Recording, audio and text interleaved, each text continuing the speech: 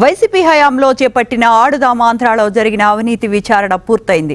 తెలుసో తెలియకో విషయంలో నేను చేసిన తప్పుని క్షమించు స్వామి.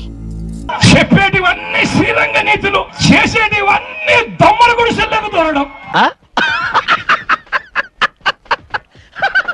ఇవాళ రేపు విజిలెన్స్ విభాగం అధికారులు రాష్ట్ర డీజీపీకి నివేదిక సమర్పించనున్నారు. ఏం జరిగిందో దేవుడికి తెలుసు, పెద్ద నేనైతే చేయగలిగింది ఏమీ లేదు.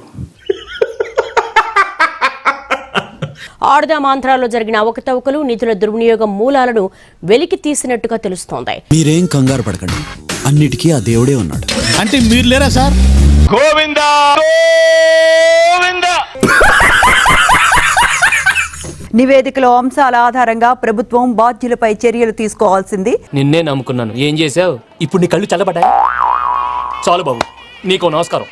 ఇక నీకు నాకు కుదరదు, వస్తా.